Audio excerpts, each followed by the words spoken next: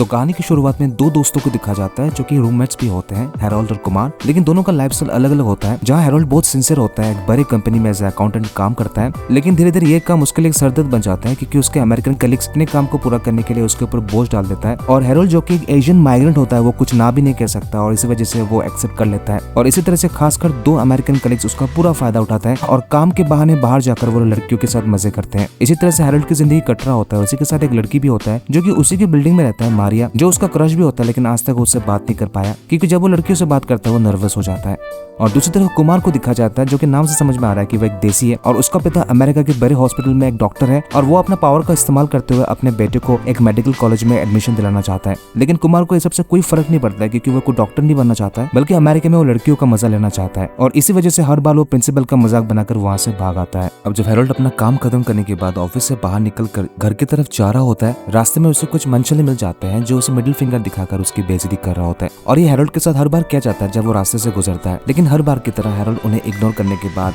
वहां से निकल जाता है। जब वो घर पहुंचता है देखता है कि उसका रूममेट कुमार जो कि सुट्टाबाजी कर रहा होता है और वो भी उसमें इन्वॉल्व हो जाता है, जहां दोनों भाई मिलकर वो सुट्टा का मजा ले रहे थे और टीवी देख रहे होते हैं। तभी टीवी पर एक ऐड आता है जो कि बेसिकली व्हाइट कैसल के बारे में कुछ बता रहे होते हैं, जहाँ की लजीज बर्गर्स वर्ल्ड की बेस्ट है। अब ये ऐड देखने के बाद दोनों डिसाइड करते हैं कि उन्हें वहाँ जरूर जाना चाहिए और हैरोल्ड को भी लगता है कि उसे एक ब्रेक की जरूरत है और जिस वजह से फिर दोनों डिसाइड कर लेते हैं कि उस बर्गर सेंटर में जरूर जाएंगे और हैरोल्ड की गाड़ी से उसी रात व्हाइट कैसल तक पहुंचने के लिए निकल जाते हैं। चलते चलते जब रेड सिग्नल आता है तो अपनी गाड़ी रोक लेते हैं, लेकिन तभी कुमार देखता है कि पास के थिएटर में मारिया आई हुई थी और वो बिल्कुल अकेली आई हुई थी मूवी देखने के लिए। कुमार हैरोल्ड से कहता है कि यही चांस है कि वो मारिया के साथ ये मूवी देख ले और इसे बर्गर वगैरह भूल जाए, लेकिन हैरोल्ड का कहना होता है कि उसे फिलहाल कोई इंटरेस्ट नहीं है, जिसके लिए निकले उधर ही जाएंगे और उसे ड्राइव करने के लिए कहता है। लेकिन कुमार हमेशा की तरह वो ओवर स्मार्ट होता है और मारिया को बुला रहा होता है। मारिया को समझ नहीं आ रहा होता है कौन उसे बुला रहा है और ये देखते हुए हैरोल्ड अपना सर झुका देता है और गाड़ी का एक्सीलेटर दबा देता है और तभी ग्रीन सिग्नल हो जाता है और गाड़ी इसी तरह से चल रहा होता है जिससे उनका संतुलन बिगड़ जाता है और क्रॉसिंग से पहाड़ों के नीचे गाड़ी गिर जाती है जिससे उनका गाड़ी खराब हो जाता है। अब रात के 2 बज चुके होते हैं, उन्हें कुछ आइडिया नहीं होता है कि उनकी गाड़ी कैसे ठीक होगी, लेकिन तभी उन्हें दिखाई देता है कि एक ट्रक उनकी तरफ बढ़ रहा होता है, जिसे रोकने के लिए वो हाथ दिखाता है। तभी वो ट्रक रुक जाता है और ट्रक वाला सामने आ रहा होता है, जिसे देखने में ऐसा लग रहा होता है कि वो कितना गंदा है, लेकिन जब वो टोपी खोलता है तो और गंदा दिख रहा था क्योंकि उसके पूरे मुंह पे पूरे फुंसी भरे हुए थे। अब ये देखने के बाद दोनों सोच रहे होते हैं कि उन्हें जाना चाहिए कि नहीं, लेकिन तभी बादल गरज रहा होता है और बारिश भी होने वाला होता है। अब उनके पास कोई चारा नहीं होता है, वो उनसे हेल्प मांग लेता है। ये आदमी अपने को फ्रिक शो कहता है और कहता है कि वो उन्हें लिफ्ट दे सकता है, लेकिन उससे पहले वो उन्हें घर लेके जाएंगे जहाँ वो उनकी गाड़ी को भी ठीक कर देंगे। जहाँ दोनों को ऐसा लगता है कि ये तो बहुत अच्छी बात है, जिसके बाद ना चाहते हुए वो उनके साथ बैठ जाते हैं, जहाँ वो आदमी एक ज़ॉम्बी की तरह गाड़ी चला रहा होता है और उसके गले से फोड़े फुंसी फटकर बस निकल रहा होता है, जो कि बहुत ही गंदा दिख रहा होता है। दोनों किसी तरह से एडजस्ट कर रहे थे, जिसके बाद फ्रिक शो अपने घर तक लेके जाता है और कहता है कि कुछ ही वक्त लगेगा, तब तक वो दोनों उसके घर जा सकता है जहाँ उसकी बीवी उसके लिए कुछ खाने पीने को दे देगा। अब यहाँ दोनों ये सोच रहे होते हैं कि जब ये देखने में ऐसा होगा तो उसकी बीवी कैसी होगी। फिर दोनों ये सोच लेते हैं कि अंदर जाके देखना चाहिए कि अंदर क्या है। जहाँ दरवाजा खोलते घर इतना सुंदर था, जितना गंदा फ्रिक शो था उससे सुंदर तो ये घर था, जहाँ कोने में एक औरत बैठी हुई थी। दोनों को ऐसा लग रहा होता है कितनी भद्दी होगी, लेकिन जब वो लड़की पीछे मुड़कर देखती है तो उनका होश उड़ जाता है क्योंकि ये लड़की कितनी हॉट और ब्यूटीफुल थी और दोनों ये सोच में पड़ जाते हैं कि फ्रिक शो जैसे गंदा दिखने वाला आदमी उसकी इतनी हॉट बीवी कैसे हो सकती है। जहाँ वो लड़की अपने को लियन कहती है और कहती है कि वो फ्रिक शो की बीवी है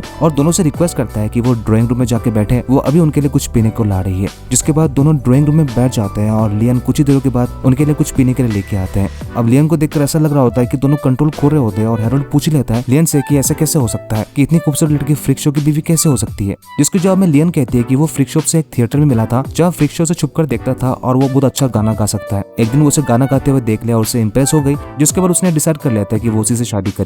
जिसके बाद दोनों खिड़की से बाहर देख रहे होते हैं कि फ्रिक शो गाना गाते हुए उनकी गाड़ी को ठीक कर रहा था।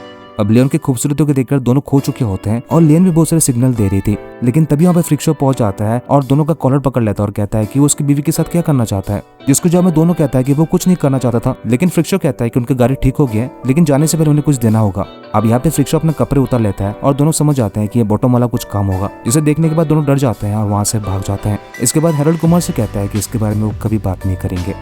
इसके बाद जब दोनों आगे बढ़ रहे होते हैं तो उन्हें दिखा देता है कि कोई लिफ्ट मांग रहा होता है, मतलब कोई हिचहाइकर था। कुमार कहता है कि उस आदमी को लिफ्ट दे देना चाहिए क्योंकि इतने रात में वो कहाँ जाएगा, लेकिन हैरोल्ड का कहना होता है कि ये उसकी गाड़ी है और वो किसी को लिफ्ट नहीं देगा, उसे कहा जाता है कि वो आगे बढ़े।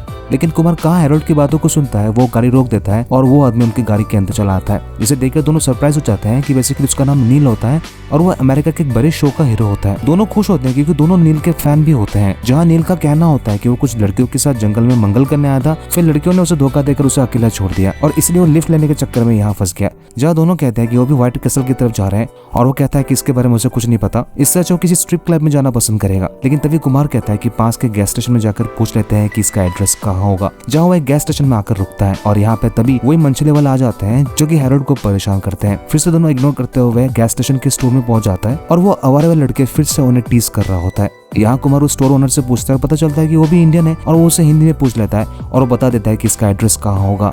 लेकिन तभी वो आवारा लड़के उस स्टोर ओनर को परेशान कर रहे हैं, उसके सामानों को इधर उधर फेंक रहा होता है। ये देखते हुए कुमार को बिल्कुल पसंद नहीं आ रहा होता है और वो डायरेक्ट उनके पास कहता है कि सब कुछ बंद करने के लिए, जिसके जवाब में वो सारे लड़के उन्हें धमकाते हैं और उनके ऊपर सामान गिरा देते हैं, जिससे हैरोल्ड को चोट भी आता है, उसके कपड़े गंदे हो जाते हैं। लेकिन एक बार फिर से उन्हें इग्नोर करने के बाद बाहर आ जाता है तो देखता है कि नील उनके गाड़ी लेकर वहां से भाग गया है। अब ये देखने के बाद हैरोल्ड फिर से गुस्सा होता है, कुमार से कहता है कि उसने कहा था अनजान लोगों को लिफ्ट नहीं देने के लिए। लेकिन फिर दोनों देखते हैं कि उन मंचलों का गाड़ी वहाँ पे पार्क था। बिना कोई देरी करते हुए उनके सामने गाड़ी को चलाकर वहाँ से भाग जाते हैं और वो आवारा लड़के देखते रह जाते हैं। जैसे कि उस इंडियन स्टोर ओनर ने जो एड्रेस बताया था व्हाइट कैसल तक जाने के लिए, उसी को फॉलो करते हुए हैरोल्ड तेजी से गाड़ी चला रहा होता है वहां तक पहुंचने के लिए। तभी उन्हें दिखा देता है कि पुलिस उनका पीछा कर रही होती है ओवर स्पीडिंग की वजह से और पुलिस उनको अरेस्ट करना चाहती थी, जिसे देखने के बाद हैरोल्ड अपने गाड़ी को नहीं रोकता है बल्कि और तेजी से भागने लगता है और जंगल के डायरेक्शन से जाने लगता है और पुलिस को समझ नहीं आता है कि वो गाड़ी कहाँ गायब हो गई है। दोनों को रास्ता पता नहीं होता है, बस अंधाधुंध गाड़ी चलाया जा रहा होता है हैरोल्ड और ऐसा करते हुए पहाड़ी के चोटी तक पहुंच जाता है। बस उनकी गाड़ी गिरने वाली होती है, किसी तरह से अपनी जान बचा लेते हैं।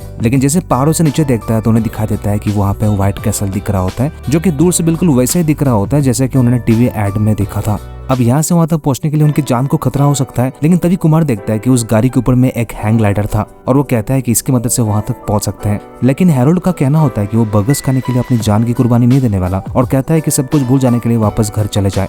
लेकिन कुमार हैरोल्ड को समझाता है क्या क्या फेस करने के बाद वो यहाँ तक पहुंचे और उनकी मंजिल बिल्कुल सामने है, क्या यहाँ से वापस जाना ठीक होगा। जिसके बाद हैरोल्ड समझ आता है और सुबह हो जाती है और जब तक पुलिस वहाँ पहुंचती है दोनों ऑलरेडी वहाँ से निकल चुके होते हैं और दोनों इस हैंग ग्लाइडर का मजा ले ही रहे होते हैं। लेकिन अचानक उसमें कुछ खराबी आ जाती है और जिस वजह से वो सीधा जाकर एक पेड़ से टकराता है और जिसके बाद वो नीचे गिर जाता है और मरते मरते बचते हैं। अब यहाँ एक बार फिर से हैरोल्ड गुस्सा हो जाता है और कुमार से कहता है कि उसने कहा था कि ये प्लान सही नहीं है। वो उसका गला पकड़ने लगता है, लेकिन कुमार हैरोल्ड को दिखाता है कि वो लोग पहुंच चुके हैं, जिसे देखने के बाद दोनों विश्वास नहीं कर रहे थे। जैसे दोनों व्हाइट कैसल के अंदर जाते हैं और यहाँ पे सब कुछ व्हाइट एंड ब्लू कॉम्बिनेशन में था, जो कि उनके लिए बहुत ही फैसिनेटिंग होता है और ये सब देखते हुए उनसे रहा नहीं गया और जाके वो बहुत सारी चीजें ऑर्डर कर देते हैं। लेकिन जब पैसे देने की बात आता है तो हैरोल्ड को पता चलता है कि उसके वॉलेट से किसी ने पैसा चुरा लिया है और कुमार के पास भी पैसा नहीं है और फिर इसी वजह से दोनों एक दूसरे से झगड़ रहे होते हैं कि बेकार में वो लोग यहाँ पे पहुंच चुके हैं। तभी वहाँ पे नील पहुंच जाता है, उनसे कहता है कि दोनों झगड़ क्यों रहे हैं। हैरोल्ड और कुमार नील को देखते हैं, उससे उसकी गाड़ी के बारे में पूछता है कि उसका गाड़ी किधर है, जिसको जब नील कहता है कि उसका गाड़ी बाहर पार्क किया हुआ है और इसके लिए वो दोनों से सॉरी कहता है। साथ ही साथ वो ये भी बताते हैं कल जो उसने व्हाइट कैसल के बारे में बताया था और उसी को ढूंढते हुए वो यहाँ तक पहुंच चुका है उनका गाड़ी लौटाने के लिए।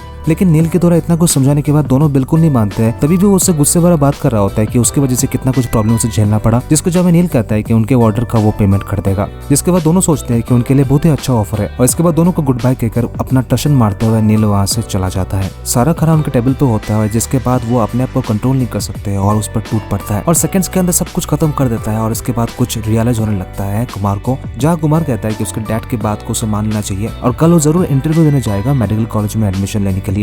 और तभी हैरोल्ड बाहर देखता है कि उसके अमेरिकन दो चूतिया दोस्त दो लड़कियों को लेकर यहाँ ही आ रहा होता है। अब ये देखकर हैरोल्ड का दिमाग फिर जाता है और उसके पास जैसे ही पहुंचता है वो देखकर दंग रह जाते हैं कि हैरोल्ड यहाँ पे क्या कर रहा है। जहाँ हैरोल्ड गुस्से से पूछता है कि दोनों हर हफ्ते इसी तरह से सारा काम उसके ऊपर डालकर वो लड़कियों के साथ मजा करते हैं और उसका वीकेंड खराब करते हैं। उसके सपोर्ट में उसका दूसरा चूतिया दोस्त भी वहाँ पे आ जाता है, उसे उंगली करने की कोशिश करता है, लेकिन हैरोल्ड उसे भी नहीं छोड़ता, बहुत कुछ उसे सुनाता है और कहता है सबके बारे में वो मंडे को रिपोर्ट करेगा उसके बॉस को, वो बस मंडे ऑफिस आए। ये कहकर हैरोल्ड बाहर निकल जाता है और उसे बिल्कुल उम्मीद नहीं था वो इस तरह से उनको धमकाएगा। ये देखते हुए कुमार हैरोल्ड से पूछता है कि उसने ऐसे कैसे बोल दिया, जिसके जवाब में हैरोल्ड कहता है कि व्हाइट कैसल्स के बर्गर्स में कुछ ना कुछ जरूर है। जिसके बाद हैरोल्ड कुमार से कहता है कि अब एक काम बाकी है। इसके बाद दोनों वापस घर पहुंच जाते हैं और यहाँ एक बार फिर से हैरोल्ड लिफ्ट में मारियो को देखते जो कि सामान लेकर कहीं जा रही थी। अब लिफ्ट बंद होने के बाद हैरोल्ड को समझ आ जाता है कि अगर आज वो कुछ नहीं बोल पाया तो वो कभी नहीं बोल पाएगा। जिसके बाद मारियो को हैरोल्ड अपनी सारी फीलिंग्स बता दे रहा होता है। उसके बाद ऐसा लग रहा होता है कि वो पहले से पटी हुई थी, बस वो इंतजार कर रही थी कि हैरोल्ड पहले बोले। अब यहाँ पे हमेशा लड़की ही जीतती है और फिर मारियो हैरोल्ड को किस वगैरह करता है और उसे कहता है कि वो एम्स्टर्डम जा रहे हैं अपने एक फैशन शो के लिए,